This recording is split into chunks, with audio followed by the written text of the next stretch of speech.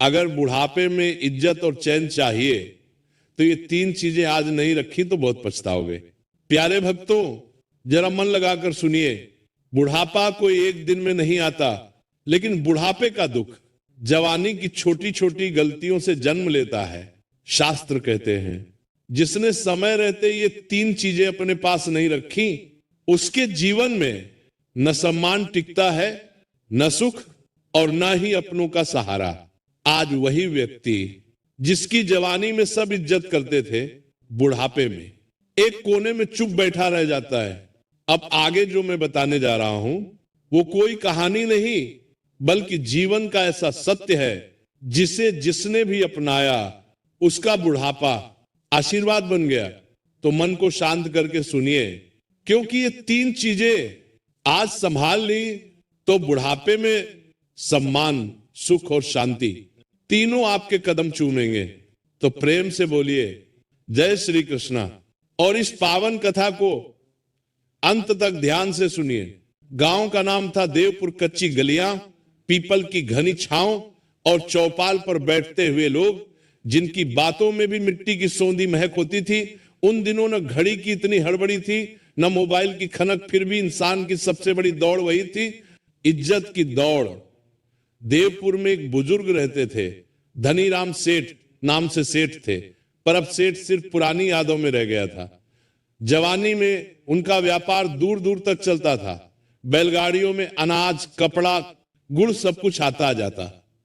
लोग सलाम करते, चौपाल पर कुर्सी उनके लिए खाली रखी जाती। पर समय ने पलटा खाया। अब उनकी कमर झुक गई थी, आंखें कमजोर, और घर में बहू बेटे की अपनी अपनी खींचतान। धनीराम सेठ के पास धन तो बचा था, मगर चेहरे पर चैन नहीं बचा था। घर में बैठे बैठे उन्हें लगता जैसे उनकी आवाज अब दीवारों से टकराकर लौट आती है, किसी के दिल तक पहुंचती ही नहीं। एक शाम की बात है, ठंडी हवा चल रही थी। पीपल के नीचे चौपाल पर गांव के बुजुर्ग जमा थे। वहां गिरधारी पंडित भी थे, जिनकी उम्र तो धनीराम सेठ से भी ज्यादा थी, मगर चेहरे पर ऐसी चमक जैसे अंदर कोई दीपक जलता हो। गांव के बच्चे भी उनकी गोद में बैठ जाते, बहुएं भी आदर से पानी रख जाती, और जवान भी उनके सामने ऊंची आवाज में बात नहीं करते। धनीराम सेठ ने मन ही मन एक टीस महसूस की। उन्हें लगा ये पंडित जी मेरे जितने ही बूढ़े हैं, फिर इन्हें इतना सम्मान क्यों, और मुझे मेरे अपने घर में ही कोई पूछता नहीं।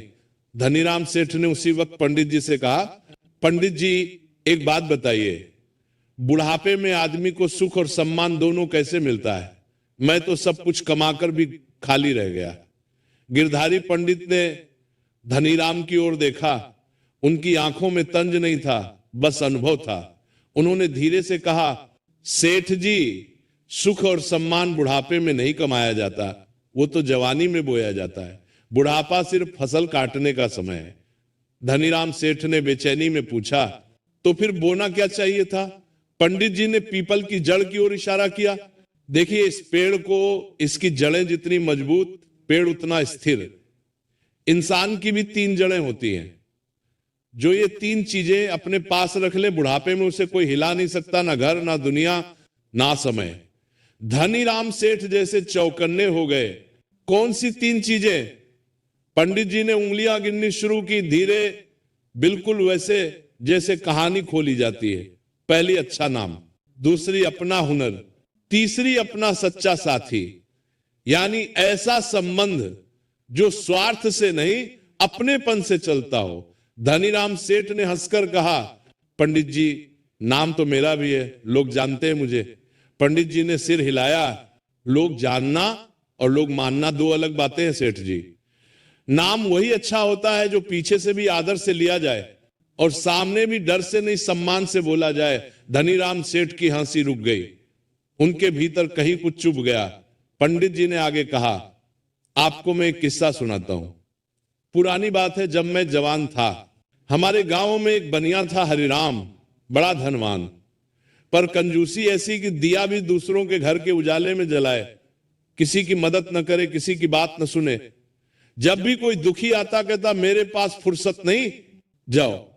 चौपाल पर बैठे लोग ध्यान से सुनने लगे। बच्चे भी शांत हो गए। समय बीतता गया। हरिराम बूढ़ा हुआ, धन रहा गोदाम रहे, पर घर में शांति नहीं रही। बेटों में झगड़े, बहुओं में ताना। एक दिन हरिराम बीमार पड़ा। गांव के वैद्य को बुलाने के लिए नौकर भागा, मगर वैद्य ने कहा, जिसने कभी किसी की मदद नहीं की उसके लिए मैं अपनी दुकान क्यों बंद करूं। धनीराम सेठ ने बीच में कहा, वैद्य ने ऐसा कहा? पंडित जी ने गंभीरता से कहा, हां, क्योंकि हरिराम ने अच्छा नाम नहीं रखा था, उसने सिर्फ पैसा रखा था। पैसा तो तिजोरी में रहता है, पर नाम लोगों की जुबान में रहता है, और बुढ़ापे में सहारा तिजोरी नहीं जुबानें देती हैं। धनीराम सेठ का गला सूख गया। उन्हें अपने जीवन के कई दृश्य याद आने लगे। कितने लोगों को उन्होंने बस काम के लिए अपनाया, कितनों को उन्होंने हल्के में लिया, कितने मजदूर जिनके हिस्से का पैसा रोक लिया था। पंडित जी ने दूसरा उंगली उठाई। दूसरी चीज हुनर। बूढ़े होने पर सबसे पहले आदमी की ताकत जाती है, फिर उसकी हैसियत। पर अगर आदमी के हाथ में हुनर हो तो वो किसी पर बोझ नहीं बनता। धनीराम सेठ ने धीमे स्वर में कहा, हुनर तो कारीगरों के पास होता है पंडित जी, मेरे पास तो बस व्यापार था। पंडित जी मुस्कुराए, व्यापार भी हुनर है। सेठ जी, अगर आपने दूसरों को भी सिखाया हो, आपने अपने बेटों को सिखाया या बस डराया? आपने अपने नौकरों को आगे बढ़ाया या उन्हें दबाया? जो आदमी अपना हुनर बांटता नहीं, उसका हुनर उसके साथ ही बूढ़ा हो जाता है। अब चौपाल पर सन्नाटा था। धनीराम सेठ की आंखें नीचे झुक गईं। उन्हें याद आया, उनका बड़ा बेटा कहता था, बाबूजी मुझे हिसाब किताब सिखा दीजिए, और वे टाल देते थे, अभी बच्चे हो, बाद में कभी आया ही नहीं। पंडित जी ने तीसरी उंगली उठाई। तीसरी चीज सच्चा साथी। ये जरूरी नहीं कि वो पत्नी ही हो, भाई ही हो, बेटा ही हो। सच्चा साथी वह है जो आपके बुढ़ापे में आपकी बात सुने, आपके डर को समझे और आपको अकेला न महसूस होने दे। धनीराम सेठ ने एक लंबी सांस ली। मेरे घर में तो लोग हैं, फिर भी मैं अकेला हूं। पंडित जी बोले, क्योंकि घर में लोग होना और दिल में जगह होना दो अलग बातें हैं। आपने जिंदगी भर रिश्तों को आदेश से चलाया, अपनापन से नहीं। अब बुढ़ापे में आदेश नहीं चलता। सेठ जी सिर्फ अपनापन चलता है। धनीराम सेठ के होंठ काम गए। शायद पहली बार उन्हें अपने भीतर की सच्चाई का स्वाद कड़वा लगा। उसी वक्त चौपाल के कोने से एक आवाज आई। ये गांव का पोस्टमैन मंगतराम था, जो हांफता हुआ आया और बोला, सेठ जी, आपके शहर वाले बेटे का खत आया है। धनीराम सेठ ने कांपते हाथों से खत लिया। ऊपर लिखा था, जरूरी बात। धनीराम सेठ ने कांपते हाथों से खत लिया। उनकी धड़कन तेज हो गई। उन्होंने खत खोला और पढ़ते पढ़ते उनका चेहरा पीला पड़ गया। गिरधारी पंडित ने पूछा, क्या लिखा है?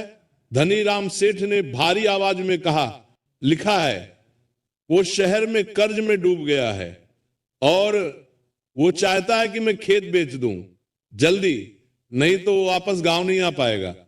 चौपाल पर जैसे हवा भी रुक गई। धनीराम सेठ का हाथ कांप रहा था और उसी पल उन्हें पंडित जी की तीन बातें, अच्छा नाम, हुनर, सच्चा साथी, तीनों एक साथ याद आ गई। धनीराम सेठ ने धीरे से कहा, पंडित जी अब बताइए, इतने साल बाद मैं ये तीन चीजें कैसे रखूं, कैसे बचाऊं, कैसे बनाऊं? गिरधारी पंडित ने धनीराम सेठ की आंखों में देखा और बोले, सेठ जी, शुरुआत आज से होगी, लेकिन आज जो फैसला आप लेंगे वही तय करेगा कि आपका बुढ़ापा सम्मान पाएगा या अपमान। धनीराम सेठ ने खत को फिर देखा। खेत बेच दें या बेटे को मना कर दें, या कोई तीसरा रास्ता जो उनके टूटे रिश्तों को भी जोड़ दे और उनके नाम को भी बचा ले। पीपल के पत्ते सरसराए, जैसे समय खुद कह रहा हो, अब बोलो सेठ क्या करोगे? धनीराम सेठ देर तक खत को देखते रहे। फिर उन्होंने उसे मोड़कर अपनी धोती के पल्लू में रखा और बिना किसी को जवाब दिए घर की ओर चल दिए। रास्ते भर उनके कानों में गिरधारी पंडित के शब्द गूंजते रहे, बुढ़ापा सम्मान से कटेगा या अपमान से, ये आज के फैसले से तय होगा। घर पहुंचे तो आंगन में बहू चूल्हे पर रोटी सेंक रही थी। धनीराम ने पानी मांगा, बहू ने बिना देखे लोटा बढ़ा दिया, जैसे कोई औपचारिकता निभा रही हो। धनीराम ने पानी पिया और पहली बार नरमी से कहा, बहू थक जाती होगी, आज मैं खुद कुएं से पानी भर लाऊंगा। बहू चौंककर उनकी तरफ देखने लगी जैसे उसने गलत सुन लिया हो। उसी समय छोटा पोता मिट्टी में खेलता हुआ आया। धनी राम ने उसे पास बुलाया, सिर पर हाथ रखा और बोले, कल से तू मेरे साथ बैठा करेगा, मैं तुझे हिसाब लिखना सिखाऊंगा। बहू की आंखों में थोड़ा सा भाव बदल गया। घर का माहौल जैसे पहली बार कुछ हल्का हुआ। धनीराम फिर अंदर गए। उन्होंने संदूक खोला, पुराने कागज, बही खाते और एक थैली में कुछ सिक्के। उन्होंने कागजों को देखकर मन ही मन फैसला कर लिया, खेत एकदम नहीं बिकेंगे। अगर बेटे को बचाना है तो ऐसा रास्ता चाहिए जिसमें नाम भी बचे और घर भी न टूटे। वे सीधे चौपाल गए। गिरधारी पंडित वहीं बैठे थे। धनीराम ने उनके चरण छुए और बोले, पंडित जी, मैंने सोचा है मैं खेत बेचकर बेटे को पैसा भेज दूं तो लोग कहेंगे सेठ डर गया, और मैं न भेजूं तो मेरा बेटा टूट जाएगा। बताइए बीच का रास्ता क्या है? पंडित जी ने शांत स्वर में कहा, बीच का रास्ता वही है जो आपकी 3 जड़ों को मजबूत करे। अपने नाम के लिए सच बोलिए, अपने हुनर के लिए जिम्मेदारी लीजिए और अपने संबंध के लिए अहंकार छोड़िए। धनीराम ने गांव के पंचों को बुलाया। सब इकट्ठा हुए तो धनीराम ने साफ कहा, मेरा बेटा कर्ज में फंस गया है। मैं खेत नहीं बेच रहा, पर अपनी दुकान का पुराना बकाया जो लोगों का मेरे ऊपर निकलता है पहले वो चुकाऊंगा। फिर गांव के 2 ईमानदार लोगों के साथ शहर जाकर बेटे का हिसाब देखूंगा। अगर कर्ज सही हुआ तो मैं अपनी दुकान की आधी हिस्सेदारी गिरवी रखकर उसे संभालूंगा, पर खेत और घर की जड़ नहीं काटूंगा। पहली सीख, सिर्फ पैसा नहीं, अच्छा नाम कमाइए। लोगों का हक समय पर देना, सच बोलना और मदद करना, यही बुढ़ापे में असली इज्जत बनता है। दूसरी सीख, अपना हुनर अपने तक सीमित मत रखिए। जो ज्ञान कौशल आप जानते हैं उसे बच्चों और लोगों में बांटिए ताकि आप कभी बोझ न बने और आपकी कद्र बनी रहे। तीसरी सीख, रिश्तों में आदेश नहीं, अपनापन रखिए। बुढ़ापे में वही साथ देता है जिसे आपने सम्मान, सुनवाई और भरोसा दिया हो। प्रिय दर्शक बंधु, कथा समाप्त होने से पहले मैं आपसे सिर्फ इतना ही कहना चाहता हूं, आपके एक छोटे से क्लिक में किसी की जिंदगी बदलने की ताकत छुपी है। हम इस चैनल से जो भी कमाई होती है उसका हर हिस्सा एक इंसान, एक पशु पक्षी और एक जीव जंतु की सेवा में लगाया जाता है। जब आप सब्सक्राइब करते हैं, आप सिर्फ एक बटन नहीं दबाते, आप एक भूखे को भोजन देते हैं, एक घायल पक्षी का इलाज करवाते हैं, एक असहाय जीव को नई सांस देते हैं। शायद आप सोचें मेरे एक सब्सक्राइब से क्या होगा, तो मैं दिल से कहता हूं आपके एक सब्सक्राइब से एक जिंदगी मुस्कुराती है। तो आज अगर आपके दिल में जरा सा भी प्यार है, थोड़ी सी भी करुणा है, अगर आपको लगता है कि हम किसी के लिए कुछ अच्छा कर रहे हैं, तो इस नेक काम में बस एक लाइक और सब्सक्राइब से जुड़ जाइए। आपका हर क्लिक किसी की उम्मीद बन जाता है, किसी की प्रार्थना बन जाता है। तो आइए हम मिलकर सिर्फ कथा न सुने बल्कि किसी जीवन के रक्षक भी बने। अभी सब्सक्राइब करिए और एक लाइक कर दीजिए और प्रेम का यह संदेश आगे बढ़ाइए। और हो सके तो कमेंट में जय राधे राधे जरूर लिखें।